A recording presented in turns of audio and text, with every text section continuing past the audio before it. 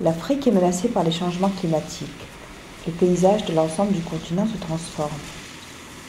Les événements climatiques deviennent de plus en plus extrêmes et cela se fait sentir avec d'autant plus d'acuité dans les pays du Sahel.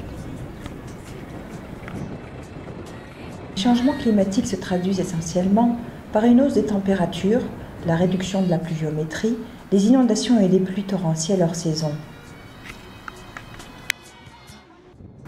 La détérioration des conditions climatiques porte préjudice aux écosystèmes déjà fragiles et agit comme un facteur amplifiant la dégradation des terres et du couvert végétal, accélérant ainsi la désertification. L'érosion de la biodiversité et la dégradation des ressources en eau en sont la conséquence directe et sont désormais des phénomènes fréquents. Le Niger, qui subit déjà les effets des changements climatiques, a mis en place, avec le soutien de l'Observatoire du Sahara et du Sahel, 9 observatoires dans le domaine de la surveillance environnementale, afin de suivre l'évolution des écosystèmes pour une gestion rationnelle des ressources naturelles. Ceci enclenche le cercle vicieux dégradation des terres-climat et porte atteinte au bien-être de millions de personnes vivant essentiellement de l'agriculture. Là, nous avons un ouvrage qui a été emporté en une seule nuit. Une averse brusque avait complètement ravagé tout ce qu'il y a comme infrastructure. Il y avait une forêt ici derrière, un village, un aménagement hydro-agricole. Tout est enseveli aujourd'hui.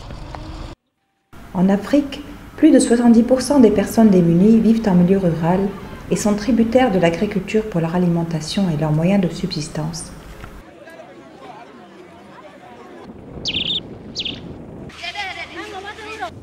Le problème d'eau au Sahel, sa gestion, c'est quelque chose de complexe. Autant il y a des moments où il n'y en a pas, autant il y a des moments où ça arrive de manière incontrôlée.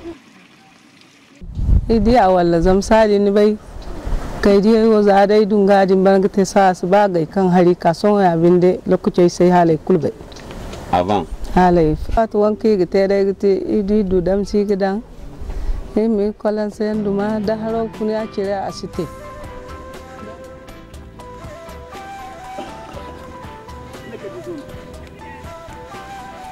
Wallahi gogo de malkanguya kiga bara mayno kiga mangur gayabu ba korano kufura aga dare kora bumbu dan jam ko watidi amma so ne kursi ay wodi cimdana afoyen subu wakil ga baydon ko funi garga imi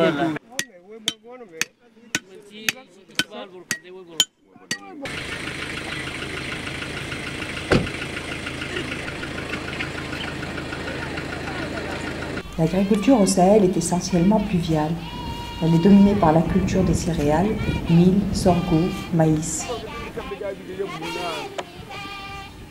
Le dérèglement des saisons de culture et l'approvisionnement en eau réduit sont un vrai désastre pour le Sahel. 63% de la population rurale en Afrique de l'Ouest dépend de l'agropastoralisme. Ce chiffre dépasse les 80% au Niger. Malgré son importance économique, sociale et culturelle fondamentale, le pastoralisme reste une activité précaire. Les différentes périodes de sécheresse successives depuis les années 70 ont profondément transformé le pastoralisme, les populations ayant été davantage incitées à miser sur la complémentarité entre élevage et agriculture.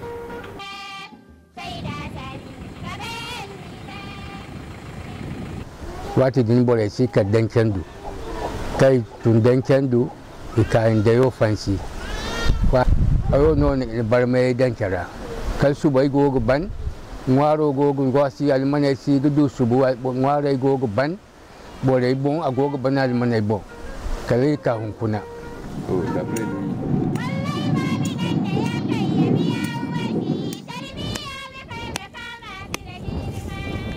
dan kan sai no da go ga pat kan wala di mana pati c'est toi de borna hayno duma et hayno sifata mata kam borga barada wodin seno e dir wodi goga de toure o pati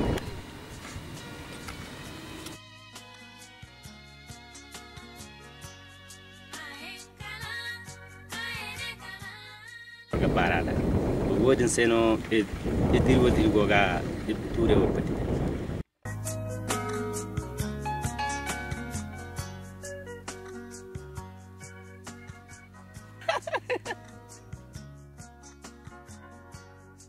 Oh. Okay, kalau sih orang kutu gue nih, lo lama tuh gue nih. Ayo bareng kudu gue pakai mata nih. Wani. Oh. Ayo kuru ayo far. Ada hamu. Ayo ada hamu.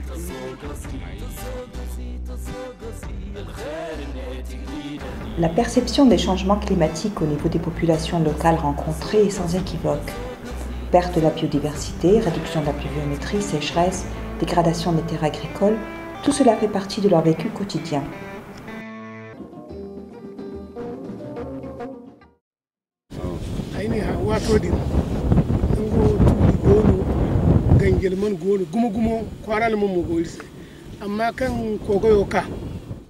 Dans les régions naturellement soumises à une variabilité climatique importante, les populations ont développé depuis des siècles des techniques agricoles ancestrales.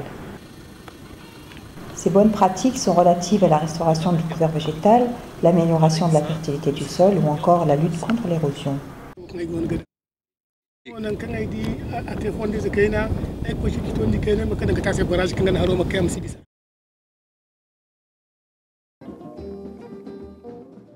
Parmi ces bonnes pratiques figure le zaï, qui est une forme particulière de culture en poké, qui permet de concentrer l'eau et la fumure dans des micro-bassins où les graines seront semées. Le zaï, réalisé traditionnellement à la main, peut être mécanisé.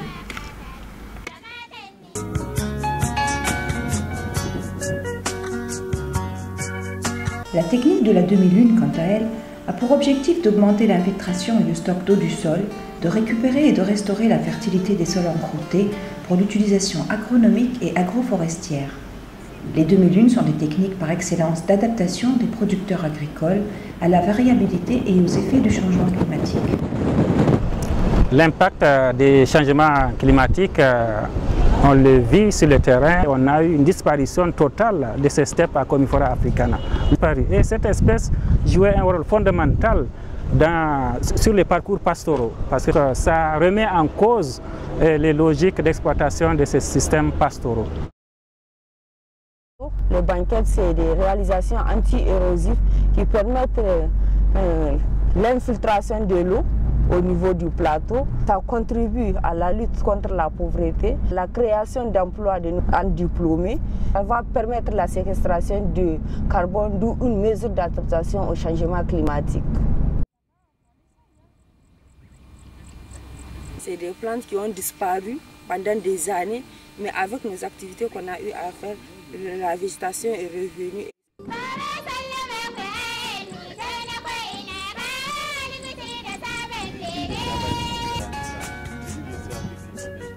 Les jeunes partent souvent en exode saisonnier en octobre. Ils reviennent au village à la saison des pluies pour préparer les champs de culture. Quand la pluie revient, je reviens à la maison aussi pour continuer le travail.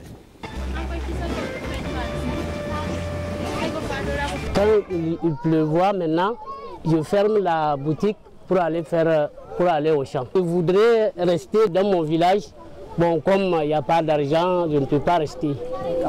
Une paupérisation accrue des communautés rurales liée à la dégradation du capital productif entraîne des flux migratoires massifs et structurels appelés réfugiés climatiques.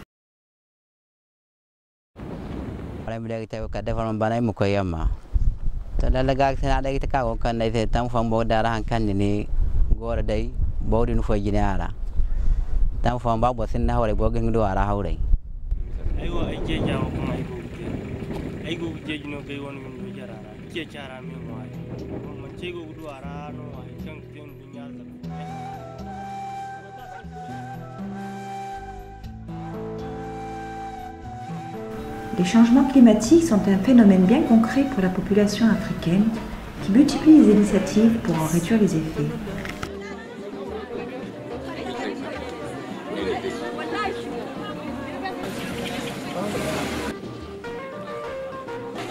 Un peu négociant en produits verts de Niamey se ravitaille au marché de Baleyara. Les producteurs y font des affaires. À Baleyara, la pratique des cultures de contre-saison est devenue une tradition. Les paysans de la zone ont compris qu'au lieu d'aller en exode après la saison pluvieuse, il vaut mieux rester au village, pratiquer les cultures maraîchères durant la saison sèche.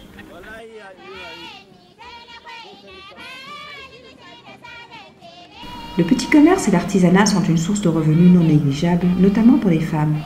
Ils permettent de parer un tant soit peu aux aléas de la production agricole. Les femmes agissent activement et efficacement pour promouvoir les méthodes d'adaptation au changement climatique. La collecte et l'entreposage de l'eau, la préservation de la nourriture et son rationnement, la gestion des ressources naturelles sont des domaines que les femmes ont traditionnellement bien maîtrisés.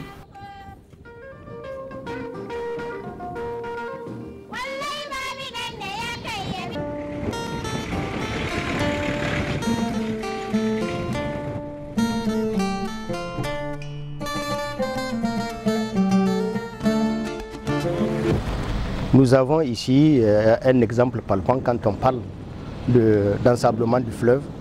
Les eaux qui descendent des hautes collines que vous voyez derrière, qui dévalent avec la puissance et qui viennent arracher tout ce qu'il y a comme sable et transporter directement au fleuve. Ici, ce que nous voyons, c'est une mise en défense. Nous avons négocié avec les propriétaires terriens pour délimiter le front de culture. Nous allons voir tout de suite une dune non traitée encore. Là où nous sommes, c'est exactement la même chose. Les populations sont au cœur des luttes contre les effets néfastes des changements climatiques. C'est le cas du projet de protection de la girafe entrepris par la société civile et les autorités régionales de Corée, qui apporte grâce au tourisme une source de revenus supplémentaires à la communauté et laisse entrevoir une série d'autres mesures d'adaptation. Tout le monde a compris que la girafe elle est plus économique, vivant que mort, donc à préserver. Les retombées touristiques, il y a des villages qui ont reçu donc des écoles, des cases de santé, des puits, des moulins agraires, encore il y a des femmes qui reçoivent des microcrédits. On est venu pour voir les girafes ici. On a appris que ce sont les dernières girafes qui sont dans le milieu de l'Afrique de l'Ouest. Mais le seul problème ici, c'est l'habitat de la girafe qui est en dégradation, parce que la forêt constitue l'habitat unique de la girafe. Ces forêts claires jouent un rôle fondamental parce qu'elles font partie de l'habitat de la faune sauvage. Cette diversification des sources de revenus devrait être accompagnée de mesures incitatives au niveau national afin de relayer les initiatives des populations locales et de les ériger en stratégies et pratiques d'adaptation. Dispositif d'observation mis en place au niveau du Niger avec l'appui de la communauté internationale, de l'Observatoire du Sahara et du Sahel, l'appui apporté assez substantiel par la coopération suisse.